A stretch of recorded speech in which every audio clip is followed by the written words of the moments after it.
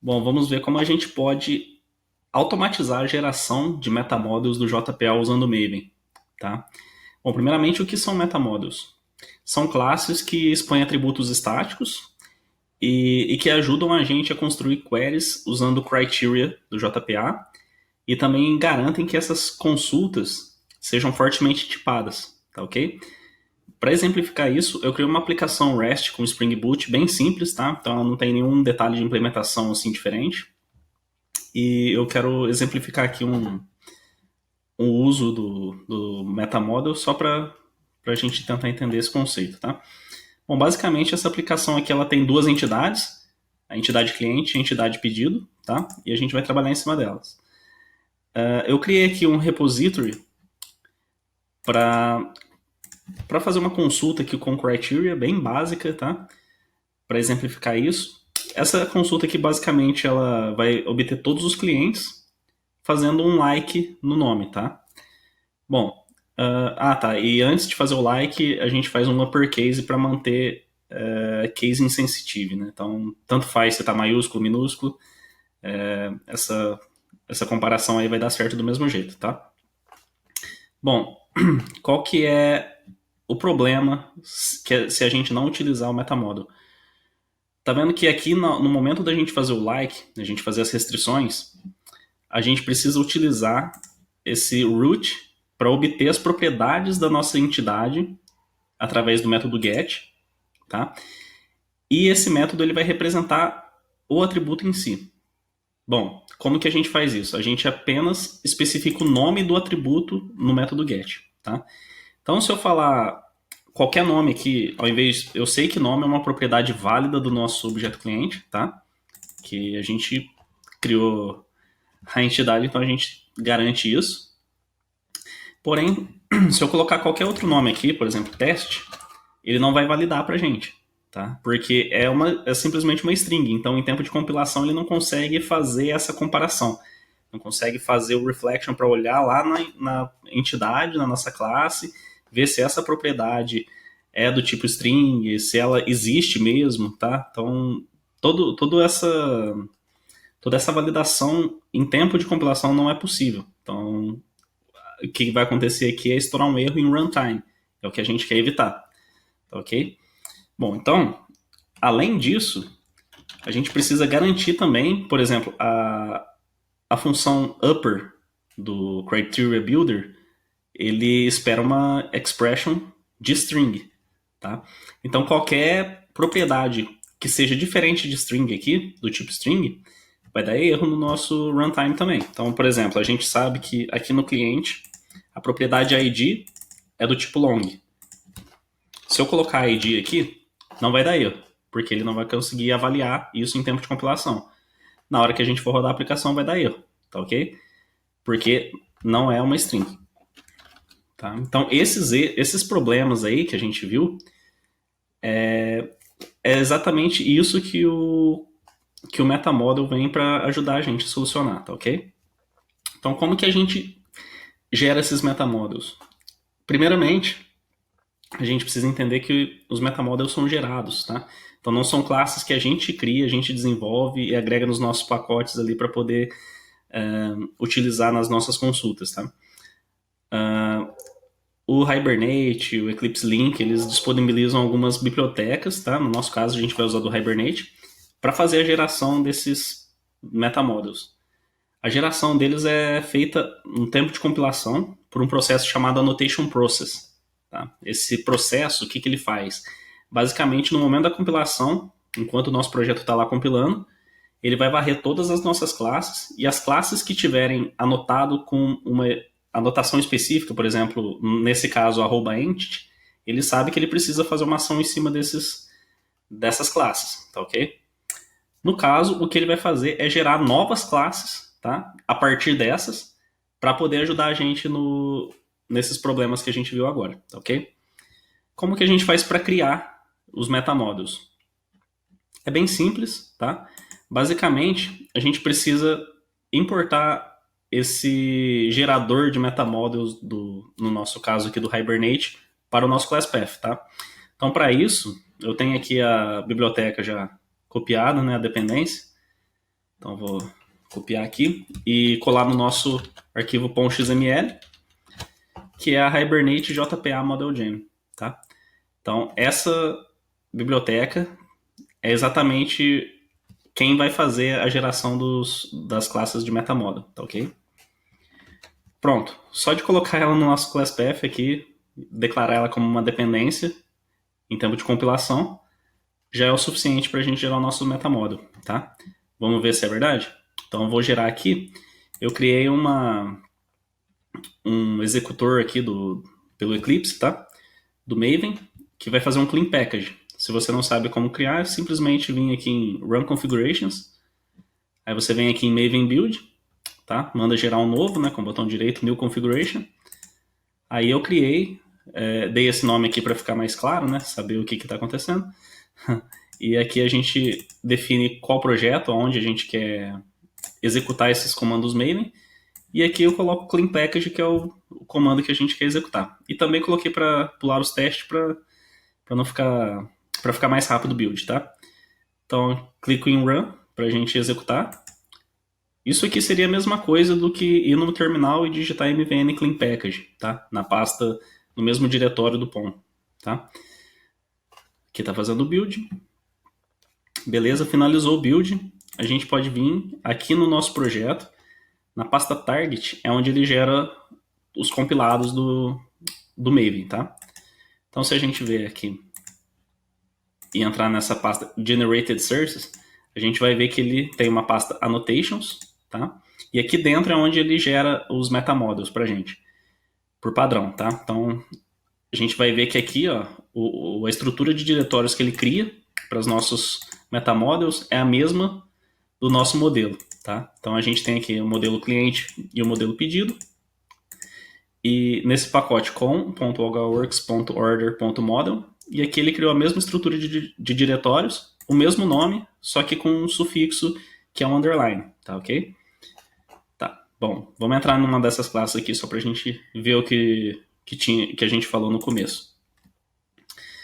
Então ele tem aqui 3 propriedades, tá? Nome, ID e e-mail, que são exatamente as mesmas declaradas na nossa classe cliente, tá?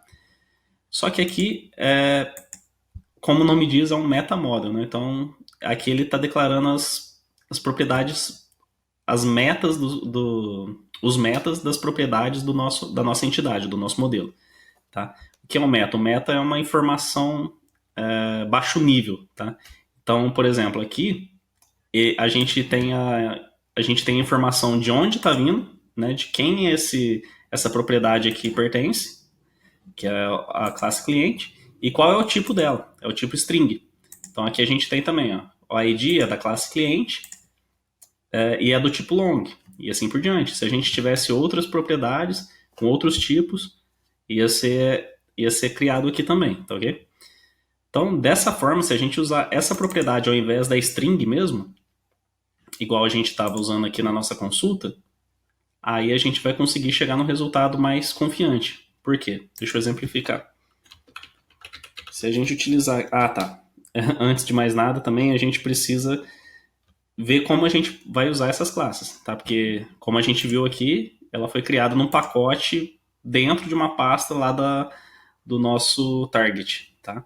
Então, vou tentar acessar ela aqui e a gente vai ver que não é possível isso. Cliente... Ah lá, não aparece a opção cliente underline, só a opção cliente, que é o nosso modelo mesmo, tá? Por que isso? Porque apesar da gente já ter gerado esse código, ele não está no nosso ClassPath. Então a gente precisa adicionar esse código também no nosso ClassPath. É bem simples fazer isso, a gente só precisa vir aqui na pasta Annotation, que é a pasta que tem a estrutura do nosso package, tá? Clicar com o botão direito, Build Path, aí a gente escolhe a opção Use as Source Folder, tá? Pronto, se a gente vier aqui no nosso projeto, vamos ver que ele virou uma pastinha de código, um source folder também do nosso projeto, tá? Agora ela faz parte do nosso ClassPath, então a gente consegue acessar como a gente queria. Então vamos ver. Opa.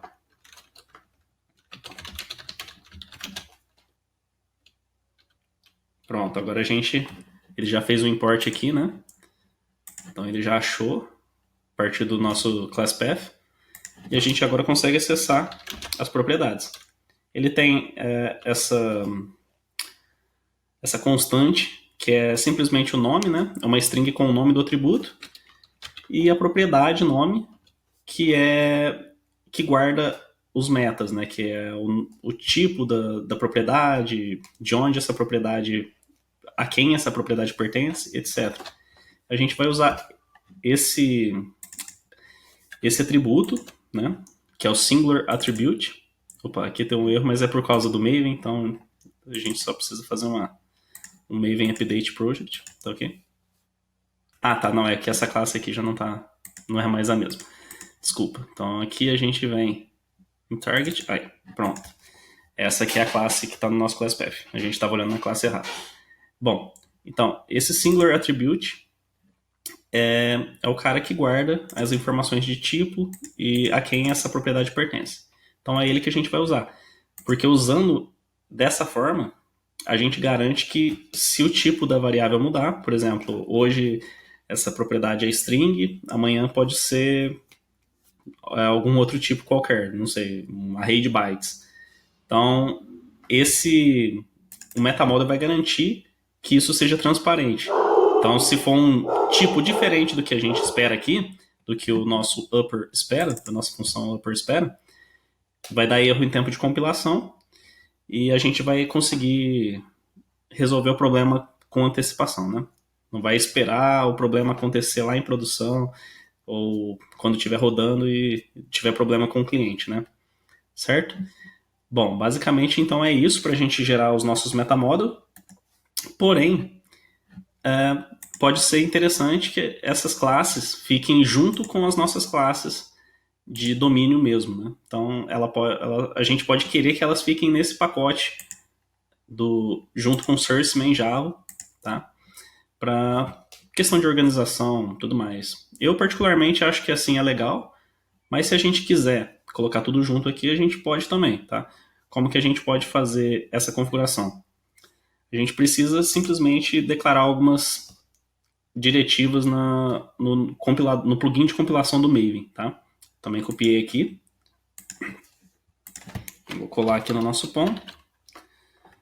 Opa, pronto. Então, a gente define aqui o plugin de compilação do Maven. Aqui eu defini algumas configurações, que é a versão do Java que eu estou usando. E deixa eu só tirar essa propriedade, depois a gente fala dela. E aqui seria aonde que o nosso annotation process vai gerar os arquivos depois do processamento, né? Então aqui a gente aponta para source main Java. Então a hora que ele vier para inserir os arquivos, ele já vai vir nessa pasta, nesse diretório. Aí ele vai gerar dentro do pacote com o algaworks order.model. Então ele já vai gerar junto com as nossas entidades, tá ok? Deixa eu fazer um Maven update aqui para tirar esse erro. Pronto. Bom, então vamos ver se funciona. Eu vou até remover aqui Antes de mais nada, eu vou remover o target do nosso class path, né? Só vim aqui com o botão direito, build path, remove, pronto, e vou apagar a pasta target, ok?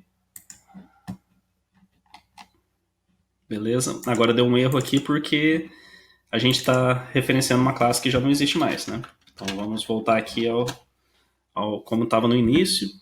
Deixa eu apagar também o import. Bom, esses erros aqui são normais, é bem chatinho, é só dar um update aqui no projeto.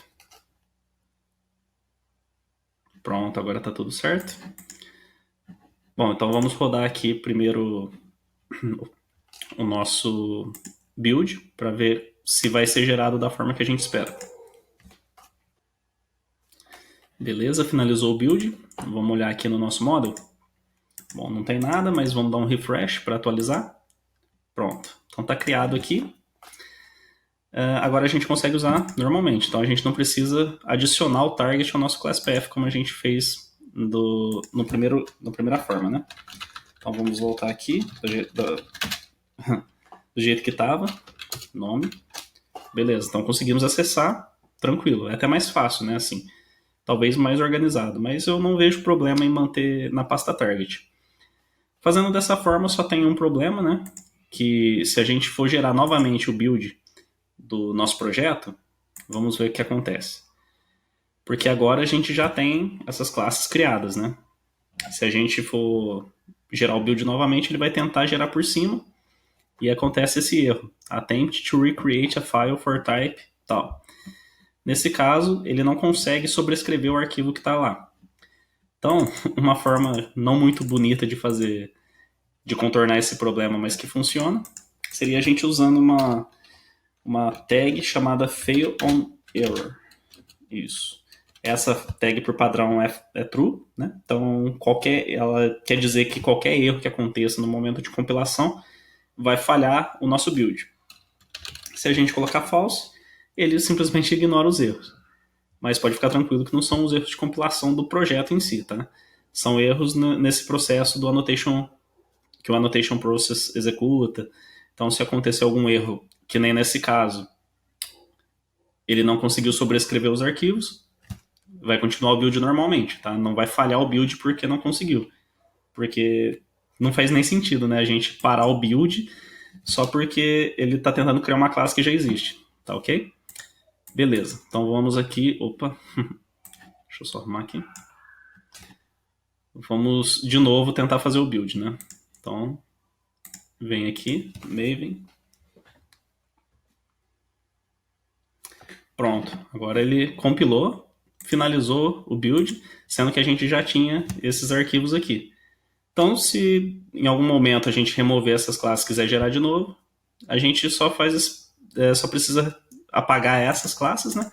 E mandar fazer o build de novo. Então, toda vez que a gente gerar o build, garante que essas classes vão estar sendo atualizadas, tá ok? Por quê? Porque se caso a gente mudar o nome de alguma variável, de algum atributo, se a gente mudar o tipo de algum atributo, essas classes precisam ser atualizadas também para garantir que a consulta lá na nossa criteria esteja correta. Beleza? Valeu, um abraço e bons estudos aí. Continue seguindo os conteúdos da AlgaWorks. Valeu!